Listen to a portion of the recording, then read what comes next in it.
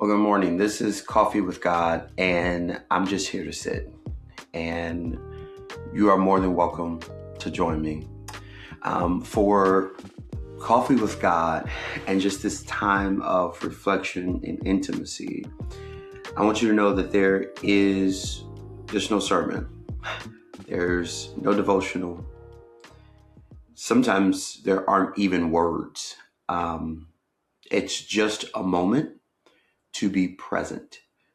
And that's what I want to encourage you to do. So if you're watching this and you are driving or you are getting the kids ready for school or whatever have you, I just encourage you to try to find some time over the next few minutes or so to silence yourself, to silence your mind. And I know that that's hard.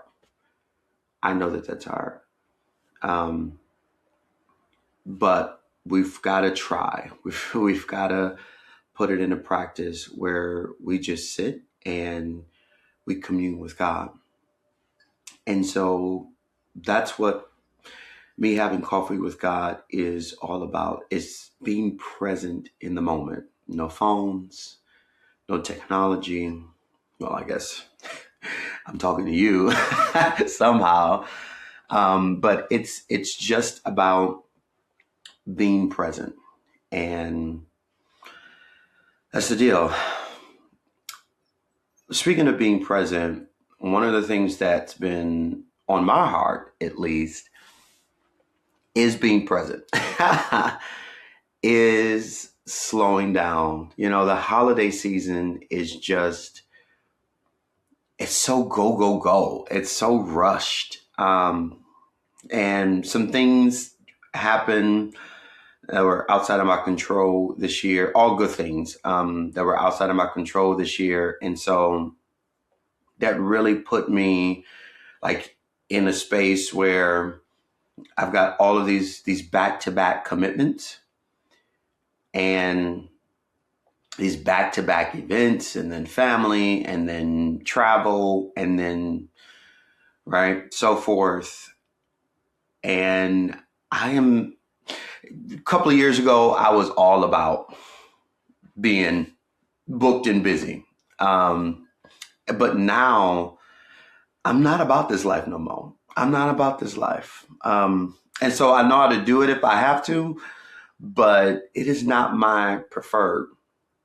That said, this week is one of those where I have to be booked and busy because I am booked and busy. But I've learned now, using these kind of tools like Coffee with God, these kind of moments, I've learned how to stop and be present. And that's hard to do. And it's not culturally appropriate. We don't praise people for stopping and sitting in silence or stopping to just have a moment, to just slow down. As I was in my devotion time this morning, just before I got on camera, I was reading through Psalms, and Psalm 62:1, for God alone my soul waits in silence. That's deep.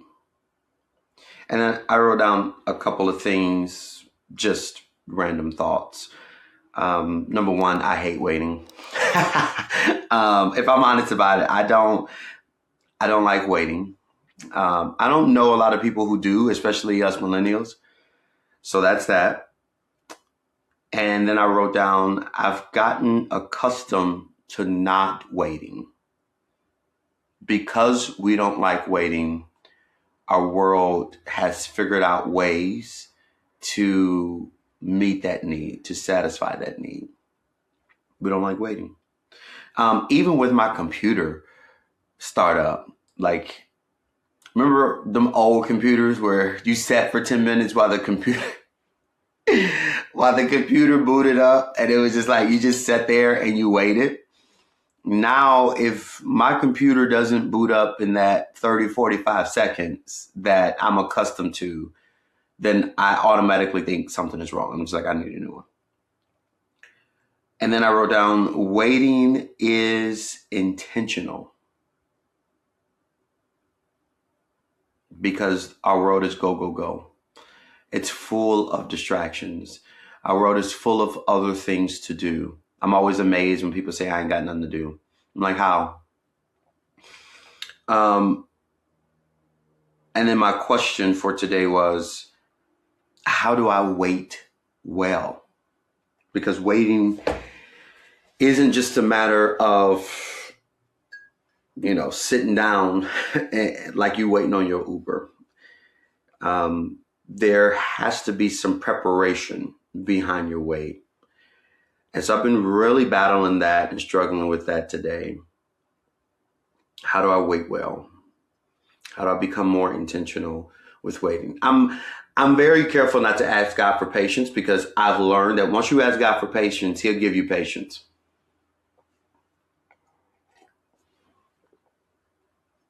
I'm just telling the truth. So if you asking God for patience, I'm going to pray for you, because the Lord will give you some patience. Through trials, tribulations, and errors. I tell people all the time, listen, you got to test Jesus. You can't test me, okay? Because I've been failing tests since the 3rd grade. And I stopped asking God for patience a long time ago, because I knew that he was going to send tests, and I just be failing tests, okay? So, yeah, it became important to just be with God, to just take a moment to just wait. And so, maybe that time is when you're in your car today on your way to work, or on your way, coming home from taking the kids to school, or running errands, whenever. That's always hard too, being in your car without music on. I do that often. I get in my car and I turn the radio off, because I just want to be in a place of waiting, in a place of silence where I can just commune with God. And so maybe that looks like you getting up, I don't know, a hair earlier, 5 minutes earlier than what your alarm is saying right now, just so you can have that moment to yourself and with God. So for all of these Coffee with God segments, and in just your own Coffee with God segment, here's what I want you to do. When you wake up, I want you to write down, to jot down, or to just think about, how do you feel right now? And then if you have a question, I want you to write down that question. Now, the question doesn't have to be so religious. All right. The question doesn't have to be so spiritual. And I think it's kind of a blessing and a curse. God is so common that we have no reverence for God. First of all, no reverential fear, but also we have no communication with God.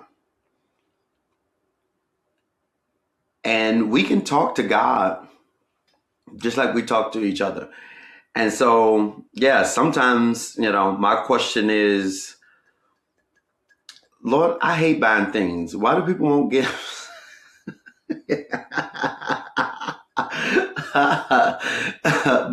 Sometimes my question is, do I really got to go see them? I know you told me to forgive and apologize, and I know you said, but Lord, I can just send them a card, can't I? Sometimes my question has nothing to do with spirituality or my character. Sometimes the question is, Lord, why you gotta let it rain today? You said you control the wind and the sea. I'm trying to have a cookout, trying to relax. God wants to hear from you. And the Coffee with God times for me is the time. Now, it's not the only time during the day. I want to make that clear. But it is the devoted time during the day where it is me and God. So that's what you can expect from these Coffee with God segments. And I want you to have coffee with God on a regular basis. Sometimes you might have to bring your small kids into your coffee with God moment, right?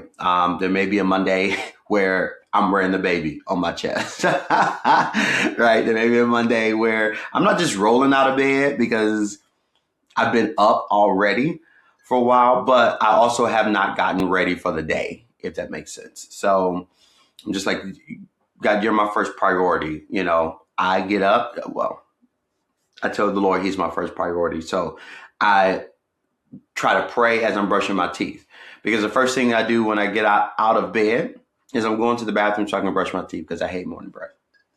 And I'm like, the Lord don't want to hear from me and my breath stank. The Lord don't want to talk to me and my breath on bump. So let me get it together, so I won't be all up in God's face. And he got to call on himself. Lord, what is going on? So I brush my teeth, and then I'm in prayer mode. I'm in silence mode. I'm having time with God. I'm having coffee with God. So I encourage you to do that today. It's not a place where you got to be getting a download, right? I know some people like, Lord, your coffee with God segments is where you give us what we need for the devotions. No. No, my coffee with God segments is where I get to be with God and God works on me. Right. So when I'm studying for the devotional, that's something completely different. That's something completely different and completely separate. My coffee with God moment is where God works on me. It is where God is holding me accountable. I'm having a conversation with God about all the things I said I was going to do when I was giving the devotionals. Just something to think about. So I will see you next Monday for another Coffee with God segment. Throughout this week, I'm glad that you spent this time. I'm glad that you took a moment to slow down and to take a break and to just have coffee, have a moment with God. And if you don't drink coffee, that's okay. You can get tea or something. Get some water. Water is always good. And to just have a moment with God. You don't need any answers. You can feel free to walk away without answers. Bring your questions or lack thereof. Bring your feelings, your raw, unedited feelings. God, I'm tired. God, I'm distressed. God, I'm depressed. God, I have anxiety. God, I'm mad. I don't really know why I'm mad. They say I woke up on the wrong side of the bed, so I got back in and I woke up on the other side of the bed and I'm still mad. So it's just going to be a mad day. Help me through it, Lord. You can be open and you can be honest with God is the key. And just take the moment. Okay. So I will see you back here next week with your feeling about today and your question or lack thereof, your comment. So have a good day.